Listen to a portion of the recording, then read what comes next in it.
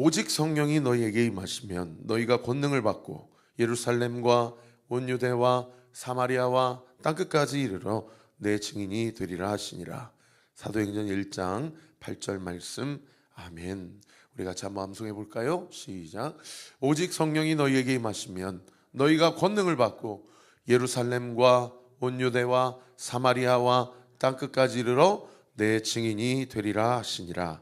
사도행전 1장 8절 말씀. 아멘. 자, 새 달의 첫 시간입니다. 이 첫 시간을 주님 앞에 드리는 것은 한 달을 주님께 드리는 것이라고 주님이 말씀하셨어요. 얼마나 감사합니까?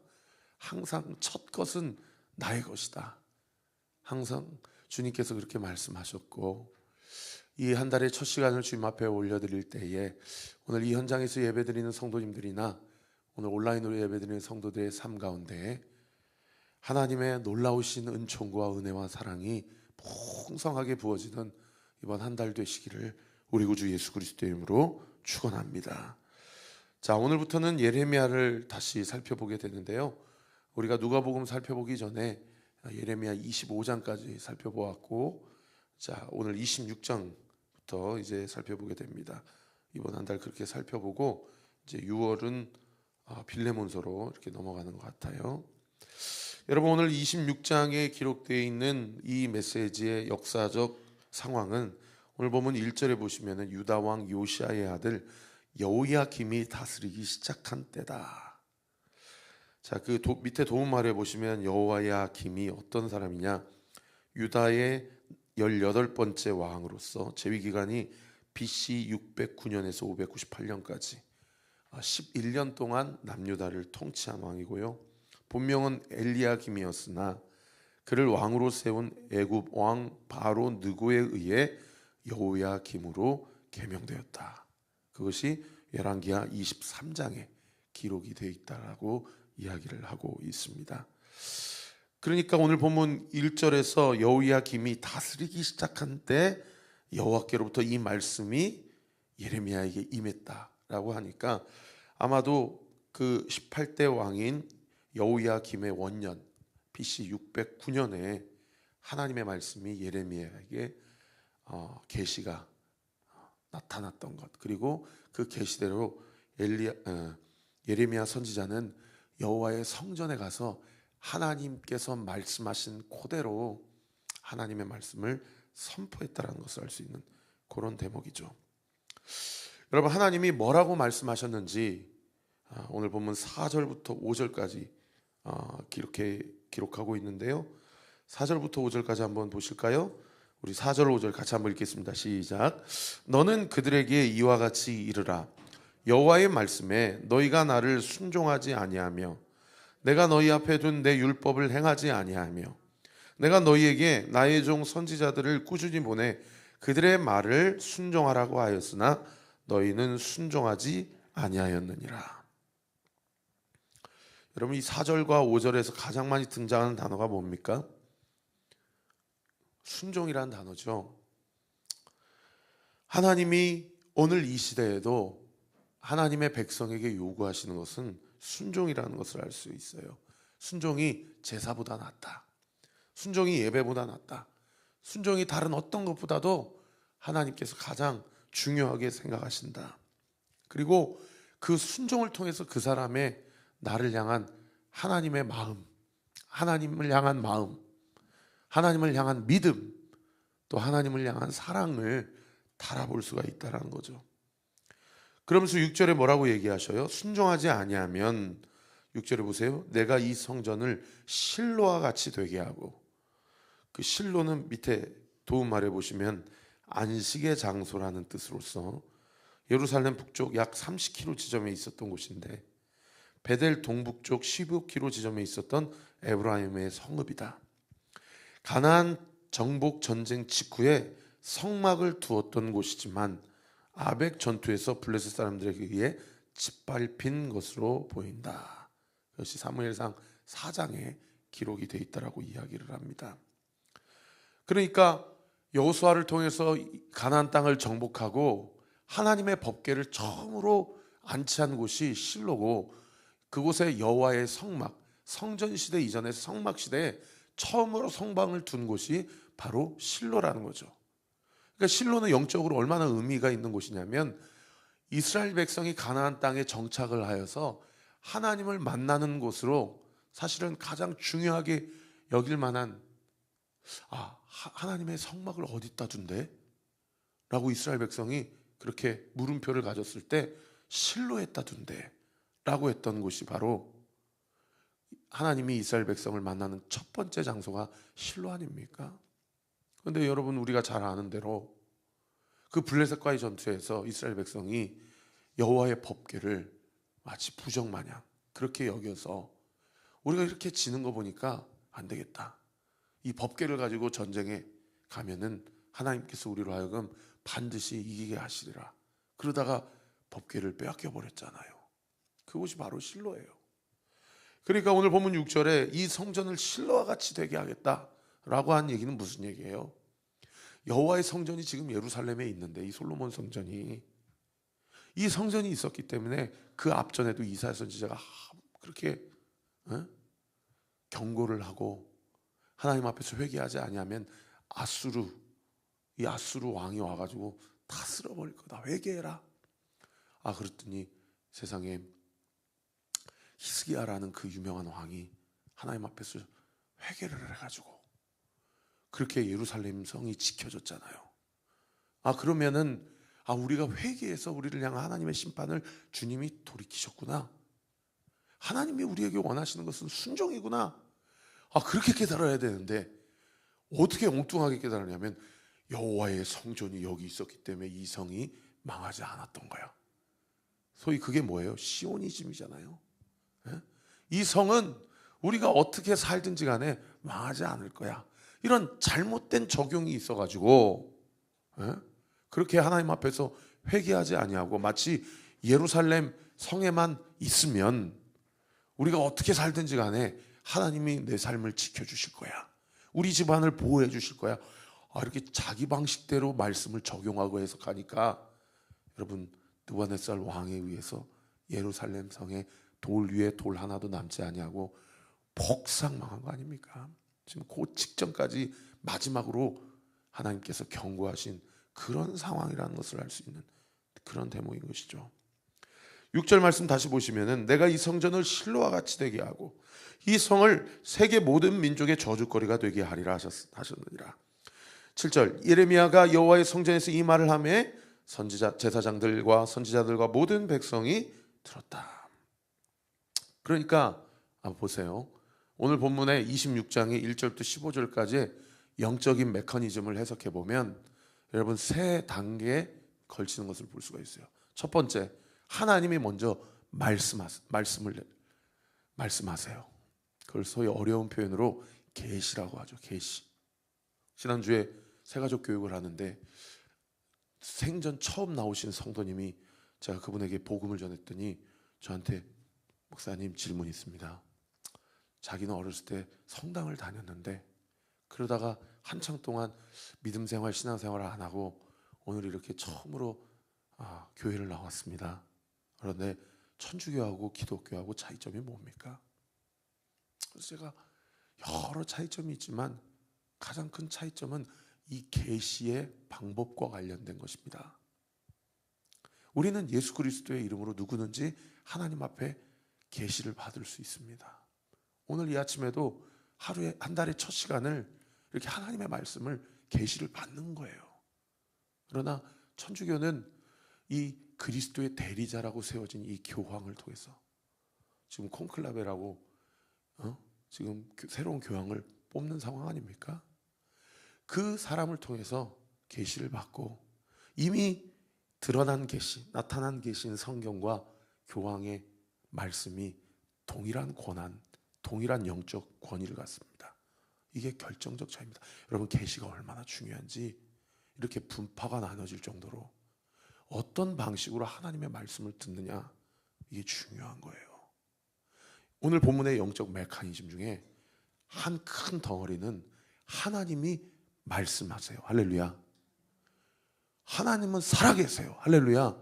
하나님은 죽은 자의 하나님이 아니에요.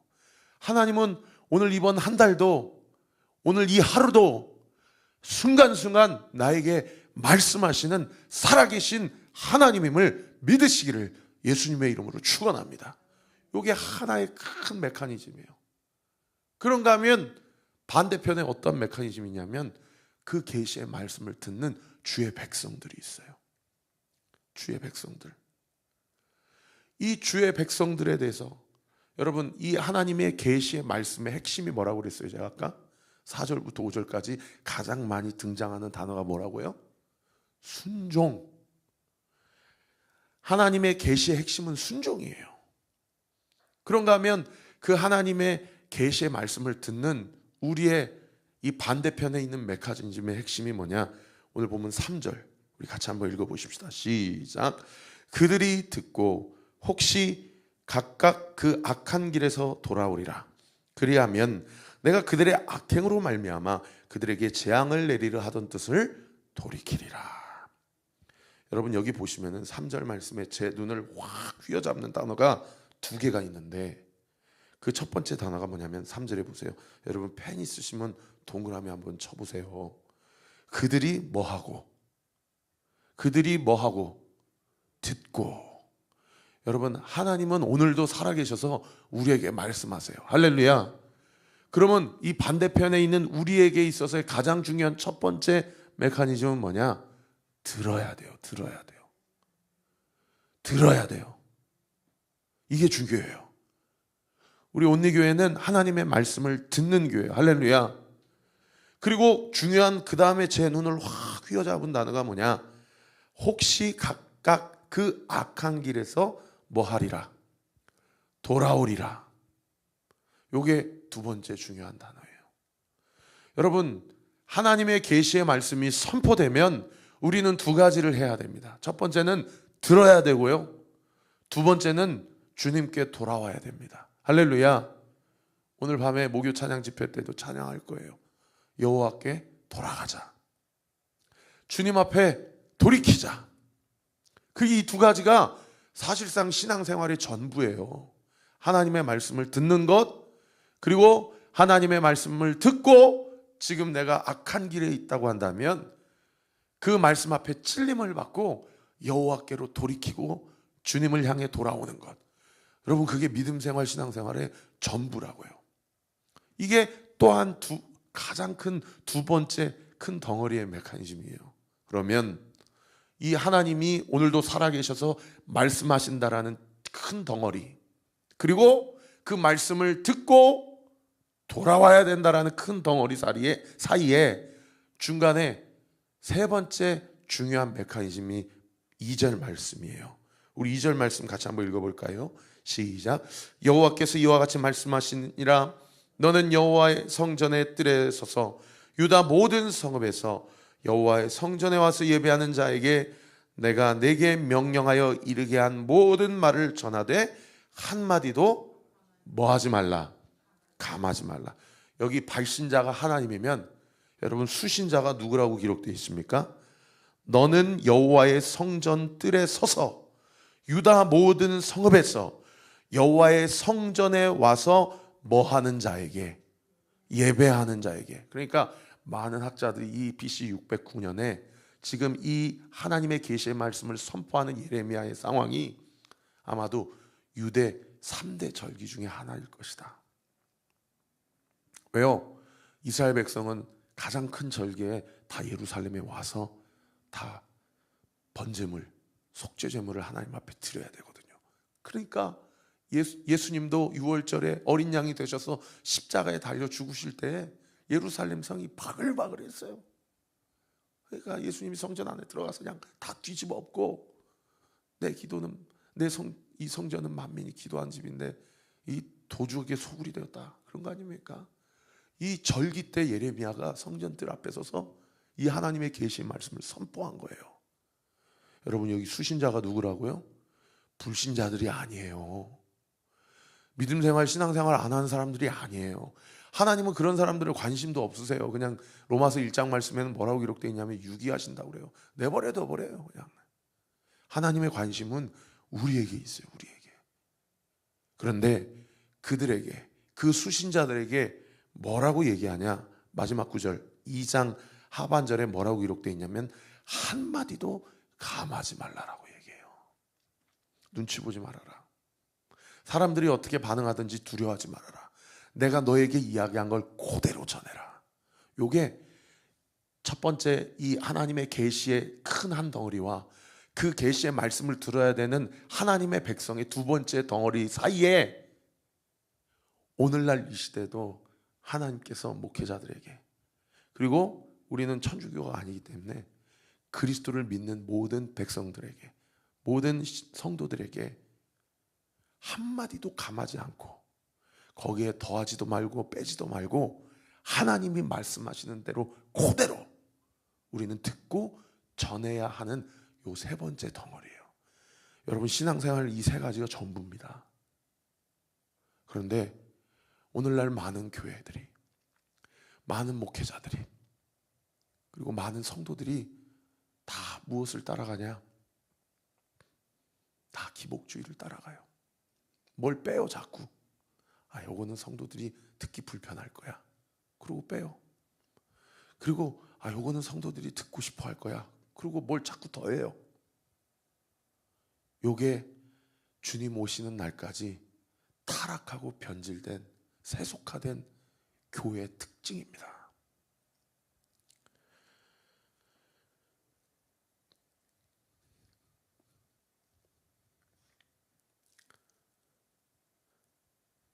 이 두 번째 덩어리, 들어야 되고 돌이켜야 되고, 이 두 가지와 관련해서 오늘 본문의 이스라엘 백성이 어떻게 반응했는지 한번 볼까요? 그 이전에 예레미야가 감했는지 안 감했는지 한번 볼까요? 7절에 보세요. 예레미야가 여호와의 성전에서 이 말을 하매 제사장들과 선지자들과 모든 백성이 뭐 하더라? 듣더라. 예레미야가 감하지도 않고 빼지도 않고 그대로 여호와의 성전뜰 앞에서 전했어요. 선포했어요. 예레미야가 세 번째 덩어리를 순종하여 잘 이행을 한 거죠. 그리고 백성들도 이 두 가지 중에 첫 번째인 듣는 것, 믿음은 들음에서 난다. 들음은 곧 하나님의 말씀이다. 백성들이 들었어요 일단. 그런데 두 번째, 돌이키면 이제 끝인데, 그러면 하나님의 말씀이 성취가 된 건데 7절과 8절 말씀, 8절 9절 말씀 한번 제가 읽어드리겠습니다. 8절에 보세요. 예레미야가 여호와께서 명령하신 말씀을 모든 백성에게 전하기를 마침매 제사장들과 선지자들과 모든 백성이 그를 뭐하고 붙잡고, 붙잡았다는 얘기는 체포했다는 얘기예요. 물리적으로 압력을 가했다는 얘기입니다. 그리고 이르되 뭐라고 얘기해요? 네가 반드시 죽어야 하리라. 9절 어찌하여 네가 여호와의 이름을 의지하고 예언하여 이르기를 이 성전이 실로와 같이 되겠고 이 성이 황폐하여 주민이 없으리라 하느냐. 예레미야를 체포하고 집단 린치를 가합니다. 그리고 제사장과 선지자들은 그렇게 했고 10절에 보세요. 여호와의 고관들이, 여기서 말하는 고관들은 재판관들을 이야기합니다. 이 재판관들이 이 말을 듣고 어떻게 합니까? 10절에 보세요. 왕궁에서 여호와의 성전으로 올라가 여호와의 성전 새 대문 입구에 앉으며, 여러분 재판관들이 입구에 앉았다는 얘기는 재판을 열었다는 얘기예요. 그리고 판결을 내리겠다는 얘기입니다. 이 법적 조치를 가하겠다는 얘기죠. 그리고 11절에 보세요. 제사장들과 선지자들과 고관들이 한패가 돼가지고 모든 백성에게 말하 이르되 이 사람은 죽는 것이 합당하니 너희 귀로 들음같이 이 성에 관하여 예언했습니다 하고 사법 결정을 내려버립니다. 그러니까 예레미야가 뭐라고 얘기해요? 12절에 보세요. 중반절에 보시면 여호와께서 나를 보내사 너희가 들은 바 모든 말로 이 성전과 이 성을 향하여 예언하게 하셨다. 나는 들은 대로 전했다 이 얘기죠. 오늘 본문에서 제일 중요한 게 13절입니다. 13절은 별세개 당구장 표시하세요. 그리고 이 세 달을 시작하는 이 첫 시간에 여러분 마음에 새기십시오. 우리 13절 말씀 같이 한번 읽어볼까요? 시작. 그런즉 너희는 너희 길과 행위를 고치고 너희 하나님 여호와의 목소리를 청종하라. 그리하면 여호와께서 너희에게 선하신 재앙에 대하여 뜻을 돌이키시리라. 법적 사법적 재판, 소위 사형이야 라고 땅땅땅 내리는데도 세상에 예레미야가 쫄지 않고 한 번 더 하나님의 말씀을 그대로 선포한 거예요. 그러면서 14절에 뭐라고 얘기합니까? 보라, 나는 너희 손에 있으니 너희 의견에 좋은 대로 옳은 대로 하려니와. 15절, 너희는 분명히 알아라. 너희가 나를 죽이면 반드시 무죄한 피를 너희 몸과 이 성과 이 성 주민에게 돌리는 것이니라. 이는 여호와께서 진실로 나를 보내사 이 모든 말을 너희 귀에 말하게 하셨습니다. 여러분, 예레미야의 사역과 삶을 보니까 누가 생각나세요? 여러분, 예수님이 생각나지 않습니까? 예수님도 죄가 없으시고 하나님 나라의 복음을 담대하게 선포했는데 무슨 판결 받으셨어요? 사형 판결 받으셨어요. 그리고 죄가 없으신 그분이 죄인인 나를 위하여, 모든 인류를 위하여 십자가에서 사형 판결 온몸으로 다 받으시고 몸 안에 있는 모든 물과 피를 쏟으셨어요. 말씀을 정리하겠습니다. 사랑하는 성도 여러분, 오늘 본문을 통해서 두 가지를 우리는 하나님 앞에 결단하고 기도해야 될 줄 믿습니다. 첫 번째, 나는 어떤 말씀을 듣고 싶어 하는가? 나는 하나님이 말씀하시는 그 감하지도 않고 더하지도 않는 그 말씀을 듣고 싶어 하는가? 아니면 내가 원하는 정답을 정해놓고 하나님이 그 말씀을 해주시기를 원하는 것은 아닌가? 여러분, 저도 자식 키워보니까요, 자식에게 바라는 것이 무슨 돈 많이 벌게 되고 공부 잘하게 되고 인정받게 되고 그런 마음이 아니고, 너 예수님 잘 믿고 너 하나님의 말씀 앞에 순종하고 청종하는 삶이 되기를 원한다. 제가 제 안에 있는 그런 간절한 소원함이 있는 것을 보니 뒤집어서 생각해 보면 어떤 생각이 드냐면, 하나님이 나를 향해서 원하시는 게 한 가지 있다고 한다면 그게 뭘까? 너 나에게 인정받기 위해서 더 열심히 살아라. 더 고생 좀 하고, 그리고 네가 얼마나 능력 있고 사랑받을 만한 존재인지 내 앞에서 한번 증명해봐라. 여러분, 살아보니까요, 하나님이 우리에게 요구하시는 게 그런 게 아니에요. 부모가 자식에게 원하는 건 한 가지예요. 부모 말에 순종하고 부모 말씀 앞에 청종하면, 여러분, 하나님께서 뭐라고 이야기하셨습니까? 이 땅에서 잘 되고 장수하리라. 여러분, 새 달을 시작하는 이 첫 시간에 하나님이 우리에게 요구하는 거 한 가지입니다. 주의 말씀을 듣고 그 말씀대로 순종하는 것입니다. 우리 그렇게 사십시다. 우리 온리교회 강단이 기복주의 신앙을 선포하거나 변질되고 세속화된 복음이 아닌 것들을 이야기함으로 사람의 귀를 즐겁게 하는 말씀의 강단이 아니라, 우리 공동체가 더하지도 않고 빼지도 않고 하나님의 복음 그 자체를 거침없이 전하고, 하나님이 어떤 말씀을 하시든지 간에 우리가 각자 돌이켜야 될 죄가 무엇인지를 고백하고 하나님 앞에 철저히 회개하고 순복하는, 하나님이 기뻐하시는 우리 온리 교회가 되게 하십시다. 그런가 하면 두 번째로요, 예레미야의 삶은 오실 메시아 예수 그리스도를 예표하는 삶이라는 거예요. 여러분, 사명을 감당하는 자는 하나님이 말씀하신 그대로 하나님의 말씀을 거침없이 전하는 것입니다.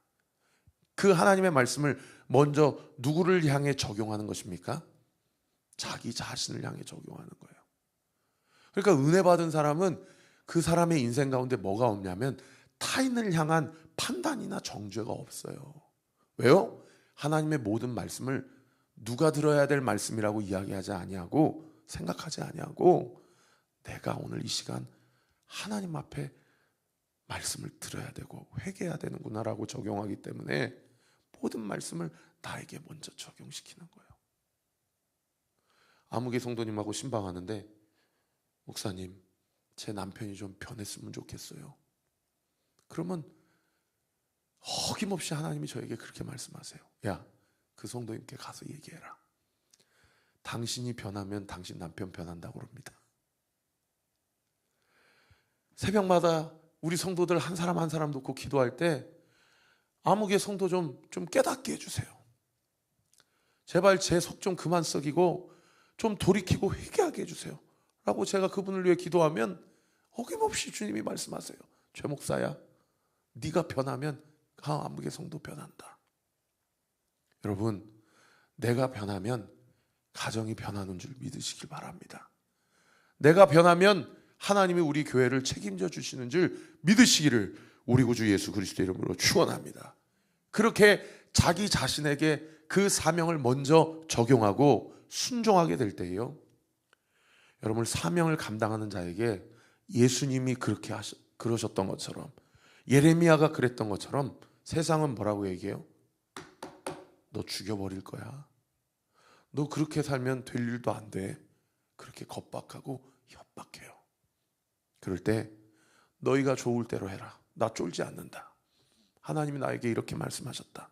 나는 이 길을 간다.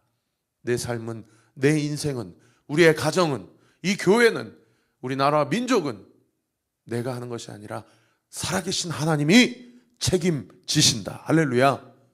여러분, 그렇게 좀 담대하게 사세요. 그럴 때 하나님이 먼저 그의 나라와 그의 의를 구하면 우리의 모든 필요를 다 채우시겠다고 약속하셨습니다.